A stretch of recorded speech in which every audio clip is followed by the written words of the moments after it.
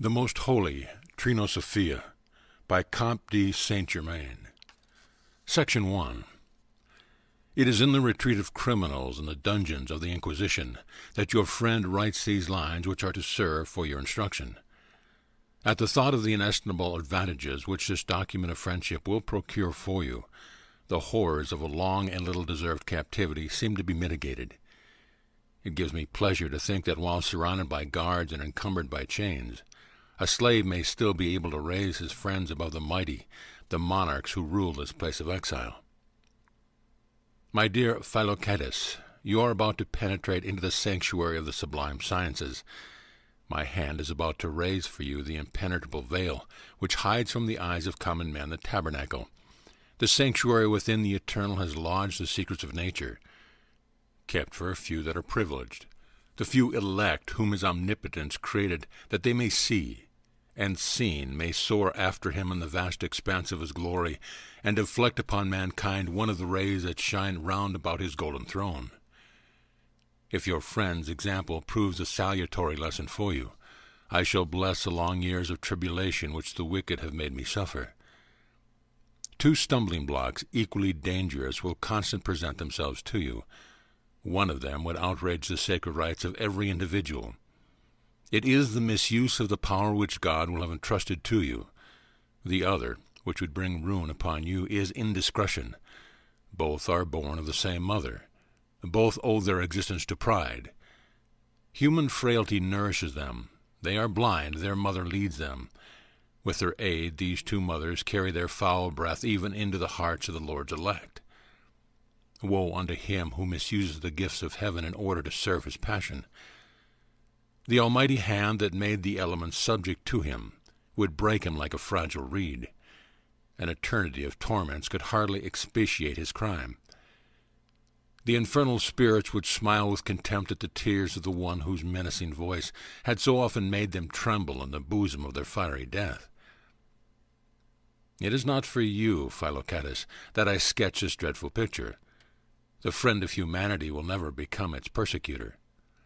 The precipice, my son, which I fear for you, is indiscretion, the imperious craving to inspire astonishment and admiration. God leaves to men the task of punishing the imprudent minister who permits the eye of the profane to look into the mysterious sanctuary. O Philocatus, may my sorrows be ever present in your mind. I, too, have known happiness, was showered with the blessing of heaven and surrounded by powers such as the human mind cannot conceive. Commanding the genii that guide the world, happy in the happiness that I created, I enjoyed within the bosom of an adored family the felicity which the Eternal accords to his beloved children. One moment destroyed everything. I spoke, and it all vanished like a cloud. O my son, follow not in my steps. Let no vain desire to shine before men bring you too to disaster. Think of me, your friend, writing to you from this dungeon, my body broken by torture. Remember, Philocatus, that the hand which traces these characters bears the mark of the chains which weigh it down. God has punished me, but what have I done to the cruel men that persecute me? What right have they to interrogate the minister of the Eternal? They ask me what are the proof of my mission. My witnesses are prodigies, and my virtues are my defenders, a clean life, a pure heart. But what am I saying? Have I still the right to complain? I spoke, and the Lord delivered me, deprived of strength and power, to the furies of greedy fanaticism. The arm which once could overthrow an army could today hardly lift the chains that weigh it down. I wander. I should give thanks to eternal justice. The avenging God has pardoned his repentant child. An aerial spirit has entered through the walls which separate me from the world. He has shown himself to me resplendent with light and has determined the duration of my captivity. Within 2 years my suffering will end. My tortures upon entering my cell will find it empty, and soon, purified by the 4 elements, pure as the genius of fire, I shall resume the glorious station to which divine goodness has raised me. But how distant as yet is this time? How long 2 years seem to one who spends them in suffering and humiliation? Not content with making me undergo the most horrible agony, My oppressors, to torture me further, have devised still more revolting means. They have brought infamy on my head, have made my name a thing of disgrace. The children of men recoil in terror when by chance they approach the walls of my prison. They fear lest some deadly vapor escape through the narrow slit that reluctantly admits a ray of light into my cell. That, O Philocatus, is the cruelest of all blows that they could bear down upon me. I know not whether I shall be able to get this document into your hands. I judge the difficulty I shall have in contriving it for a way out of this place of torture by those I have had in order to write it. Deprived of all help, I myself have composed the agents I needed. The flame of my lamp, some coins, and a few chemical substances overlooked by the scrutinizing eyes of my tormentors have yielded the colors which adorn this fruit of a prisoner's leisure. Profit by the instructions of your unhappy friend. They are so clear that danger exists for them to fall into hands other than yours. Remember only that all of it is to serve you. An obscure line, an omitted character could prevent your lifting the veil which the hand of the Creator has placed over the Sphinx. Adieu, Philocatus, do not mourn me. The clemency of the Eternal equals his justice. At the first mysterious assembly you will see your friend again. I salute you in the name of God. Soon I shall give the kiss of peace to my brother. Section 2. It was night. The moon, veiled by dark clouds, cast but an uncertain light on the crags of lava that hemmed in the Solfatara. My head covered with a linen veil, holding in my hands the golden bow, I advanced without fear toward the spot where I had been ordered to pass the night. I was groping over hot sand which I felt give way under my every step. The clouds gathered overhead. Lightning flashed through the night and gave to the flames of the volcano a blood-like appearance. At last I arrived and found an iron altar where I placed the mysterious bow. I pronounced the formidable words. Instantly the earth trembles under my feet. Thunder peals. Vesuvius roars in answer to the repeated strokes. Its fires join the fires of lightning. The choirs of the genii rise into the air and make the echoes repeat the praises of the Creator. The hollowed bow which I had placed on the triangular altar suddenly is ablaze. A thick smoke envelops me. I cease to see. Wrapped in darkness, I seem to descend into an abyss. I know not how long I remained in that situation. When I opened my eyes, I vainly looked for the objects which had surrounded me a little time ago. The altar, Vesuvius, the country round Naples had vanished far from my sight. I was in a vast cavern, alone, far away from the whole world. Near by me lay a long white robe. Its loosely woven tissue seemed to me to be of linen.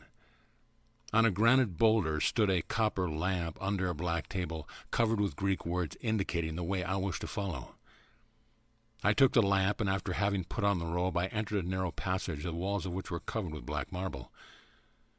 It was 3 miles long, and my steps resounded fearfully under its silent vault. At last I found a door that opened on a flight of steps which I had descended.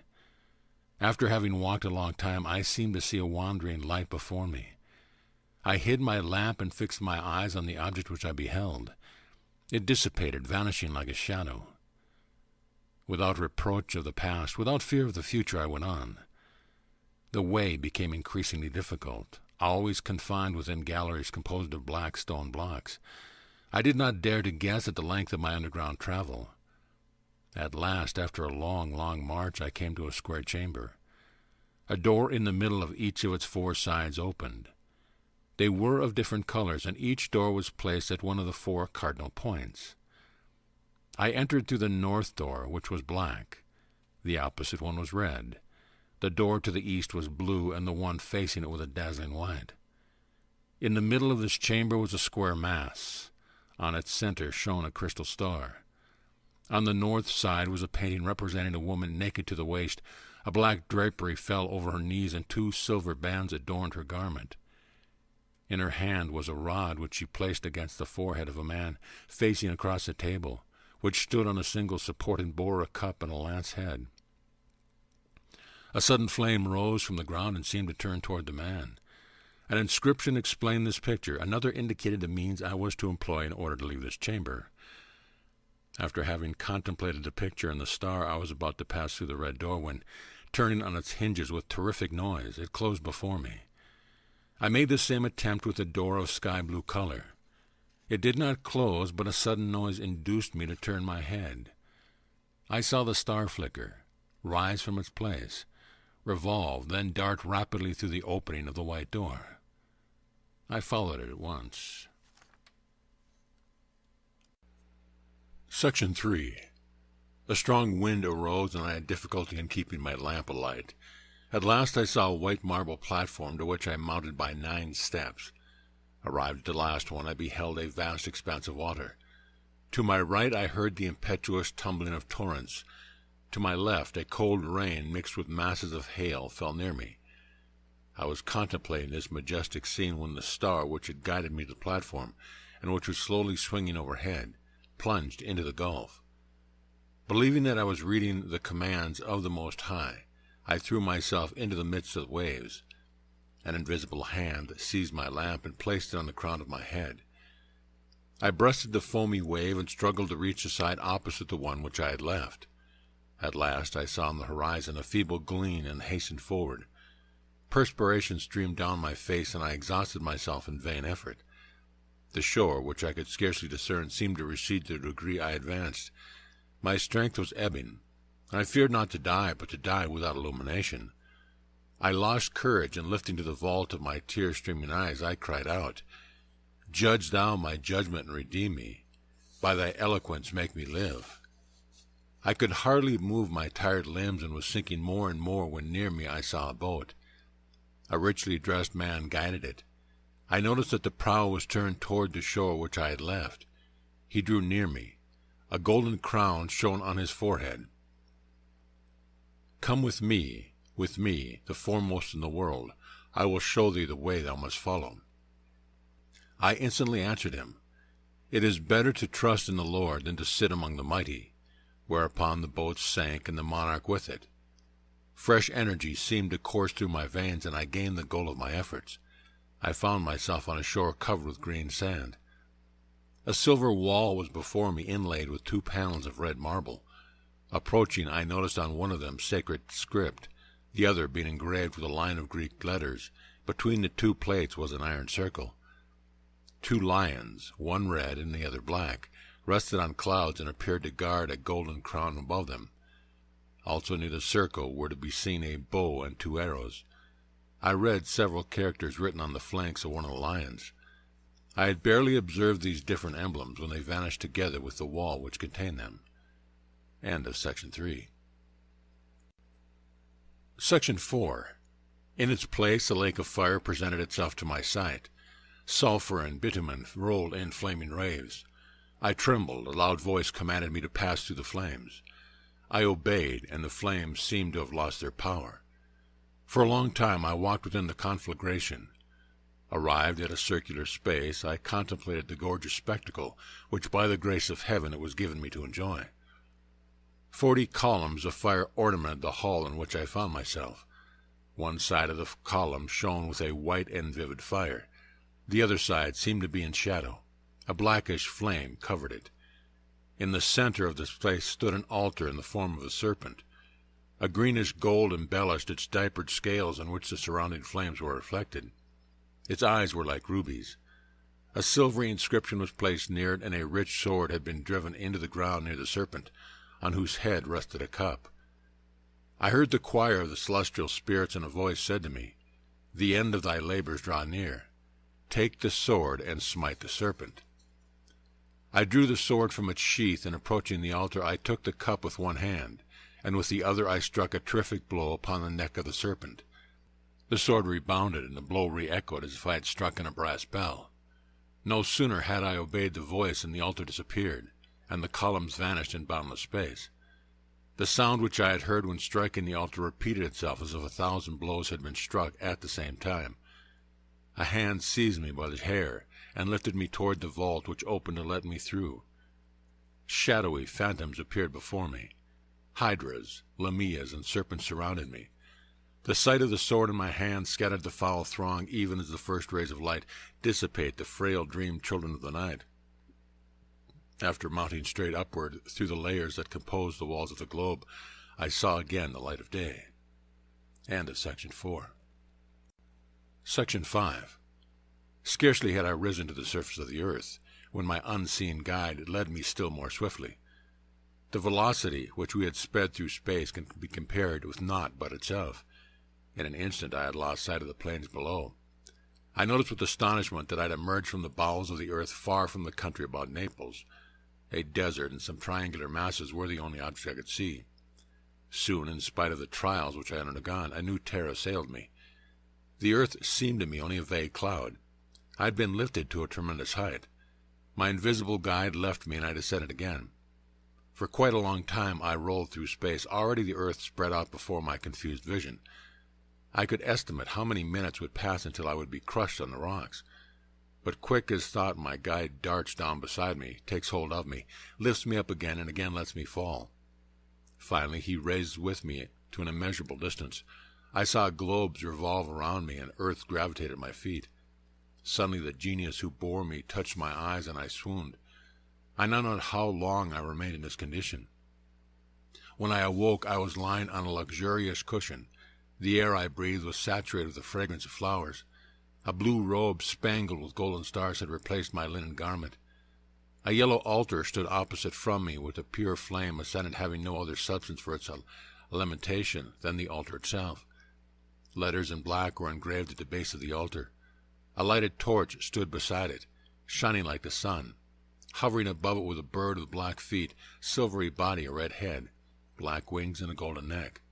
It was in constant motion without, however, using its wings. It could only fly when in the midst of the flame. They themselves are all that is good and great. End of Section 5. Section 6. I turned aside and noticed an immense palace, the base of which rested on clouds. Its mass was composed of marble, and its form was triangular. 4 tiers of columns were raised one above the other. A golden ball topped the edifice. The first tier of columns was white, the second black, the third green, and the last one a brilliant red. I intended, after having admired this work of immortal artist, to return to the place of the altar, the bird and the torch. I desired to study them further. They had disappeared, and with my eyes I was searching for them when the doors of the palace opened. A venerable old man came forth clad in a robe like mine, except that a golden sun shone on his breast. His right hand held a green branch, the other held a censer. A wooden chain was about his neck, and a pointed tiara like that of Zoroaster covered his white head. He came toward me, a benevolent smile on his lips. "Adore God," said he to me in Persian. "It is he who sustained thee in thy trials. His spirit was with thee. My son, thou hast let slip by the opportunity. Thou couldst have seized instantly the bird, the torch, and the altar. Thou wouldst have become altar, bird, and torch at one and the same time. Now, in order to arrive at the most secret place of the palace by sublime sciences, it will be necessary for thee to pass through all byways. Come, I must first of all present thee to my brothers." He took me by the hand and led me into a vast hall. The eyes of the vulgar cannot conceive the form and richness of the ornaments which embellished it. 360 columns enclosed it on all sides. Suspended from a golden ring in the ceiling was a cross of red, white, blue, and black. In the center of the hall was a triangular altar composed of 4 elements. On its 3 points were placed the bird, the altar, and the torch. "Their names are now changed," said my guide. Around the altar were placed 81 thrones, to each of which one mounted by 9 steps of unequal height, the treads being covered with red carpet. While I was examining the thrones, a trumpet sounded, whereupon the doors of the hall swung open on their hinges to let pass 79 persons, all attired like my guide. Slowly they came near and seated themselves on the thrones, while my guide stood beside me. An old man, distinguished from his brothers by a purple mantle, the hem of which was covered with embroidered characters, arose, and my guide, addressing them in the sacred tongue, said, "Behold one of our children, whom it is the will of God to make as great as his father." "May the will of the Lord be done," responded the old man, and turning to me he added, "My son, the time of thy physical trial is now ended. There remain long journeys for thee to undertake. Before thou visit thy edifice, each of my 8 brothers and myself will present thee with a gift. He walked up to me, and with a kiss of peace gave me a cube of grey earth. The second gave me 3 cylinders of black stone. The third a small piece of round crystal. The fourth a crest of blue plumes. The fifth added a silver vase which carries a name. The sixth gave me a cluster of grapes known by the sages. The seventh presented me the figure of a bird similar in its form. But it had not its brilliant hues, it was silver. It has the same name, he said to me. It is for thee to give it the same virtue. The eighth gave me a small altar. Finally my guide placed in my hand a torch composed like brilliant particles. However, it was not lighted. It is for thee, he added, like those that have preceded it, to give in the same virtue. Reflect on these gifts, then said the chief sage. They all lead equally to perfection, but none of them is perfect in itself. It is from their admixture that the divine product must come. Know also that all of them are null if thou employ them not in the order in which they had received. Second, which serves for the use of the first, remains merely crude matter without warmth and without usefulness, unless its turn is aided by that which comes after it. Guard carefully the gifts thou hast received, and set upon thy journey after thou hast drunk from the cup of life. Hereupon he handed me in a crystal cup a shining liquor of saffron hue. Its taste was delicious, and it emitted an exquisite aroma. I was about to hand the cup back to him after moistening my lips in the liquor, when the old man said, Drink it all. It will be thy only nourishment during thy journey. I obeyed and felt the divine fire course through my fibers of my body. I was stronger, braver, even intellectual power seemed doubled.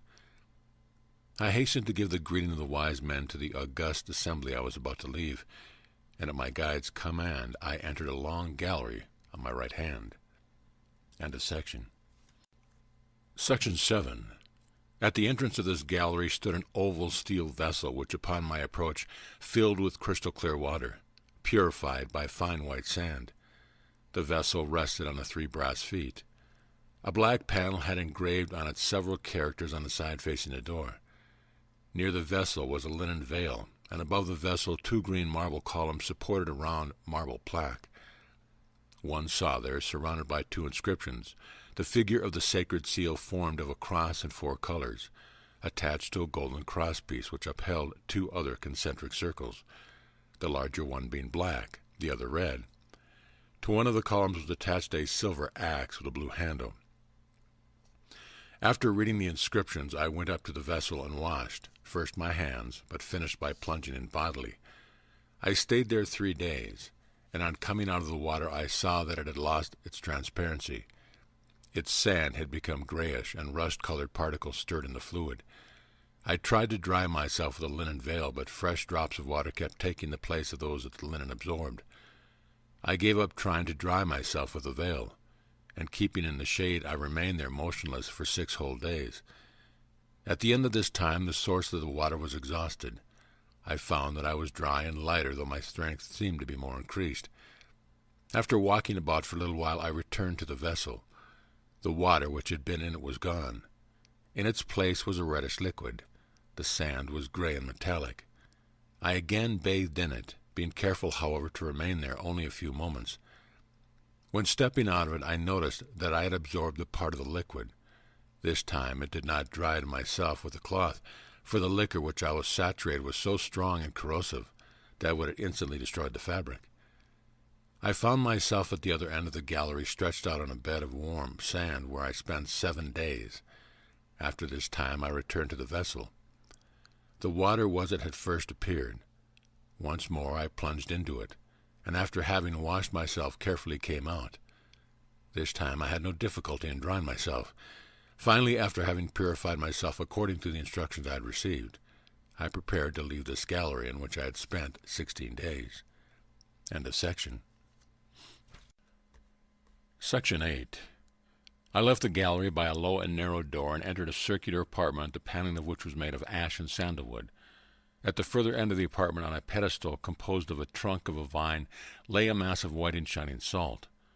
Above was a picture showing a crowned white lion and a cluster of grapes, Both rested on a salver sustained in the air by the smoke of a lighted brazier. To my right and left 2 doors opened, one giving unto an arid plain. A dry and scorching wind blew over it continually. The other door opened on a lake at the extreme end of which a black marble facade could be seen. I approached the altar and took into my hands some of the white and shining salt, and rubbed my entire body with it. I impregnated myself with it, and having read the hieroglyphs accompanying the picture, I prepared to leave this hall. My first intention was to leave by the door opening upon the plain, but there issued therefrom a hot vapor, and I preferred the opposite path. I had the freedom of choice, with the condition, however, not to leave the one once chosen. I decided to cross the lake. Its waters were somber and sleeping. At a certain distance I clearly noticed a bridge. To reach it I would have obliged to follow the winding of a shore covered with rocks, and I preferred to cross the lake. I entered the water, which was as thick as cement. I noticed that it was useless for me to swim, since my feet touched bottom everywhere, and I walked in the lake for 13 days. At last I came to the other shore. End of section. Section 9. The earth was as dark as the water through which I had come. A hardly perceptible slope led me to the base of a building which I had seen from afar. On its long square front several characters were engraved like those used by the priests of ancient Persia. The entire building was made of a rough black basalt. The doors, of cypress wood, opened to let me pass. A warm, moist wind arose suddenly and pushed me rapidly to the middle of the chamber, at the same time closing the doors upon me.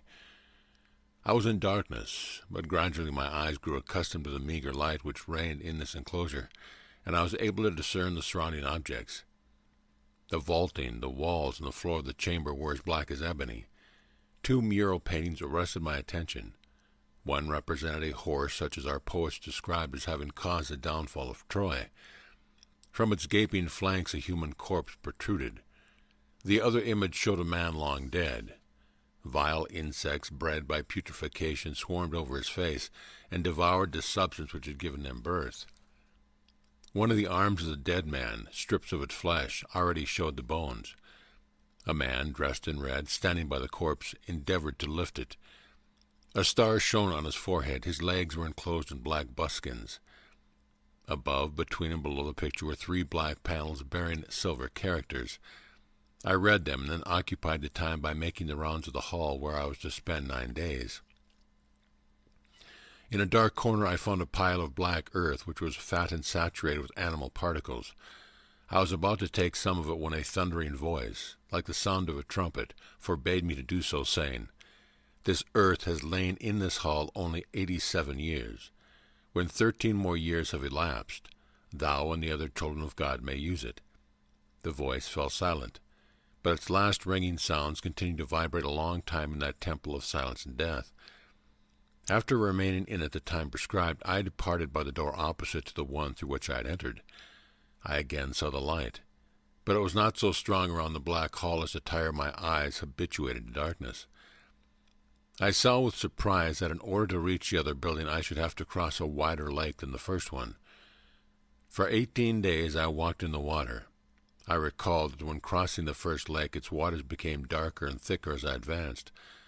The waters of this lake, on the contrary, became ever clearer the closer I approached the shore. My robe, which had in the palace become as black as the walls, seemed to me to be of a grayish hue. Gradually it resumed its colors. However, it did not become entirely blue, but was nearer to a beautiful green. After 18 days I ascended the embankment by means of a white marble platform. End of section. Section 10. At some distance from the shore, a sumptuous palace raised aloft its alabaster columns. Its different parts were joined by porticos of flame color. The entire edifice was a light and airy architecture. As I approached the portals, I saw that the front was decorated with the figure of a butterfly. The doors stood open. I entered. The entire palace consisted of a single hall, surrounded by a triple colonnade, each rank composed of 27 alabaster columns. In the middle of the building stood the figure of a man issuing from a tomb. His hand, holding up a lance, struck the stone which previously confined him. His loins were girt about with a green garment. Gold gleamed from its hem. On his breast was a square tablet bearing several letters. Above this figure hung a golden crown, and the figure seemed to lift itself into the air in order to seize the crown. Above it was a yellow stone tablet bearing several emblems, which I explained by means of the inscription I saw in the tomb, and by the one I had seen on the breast of the man.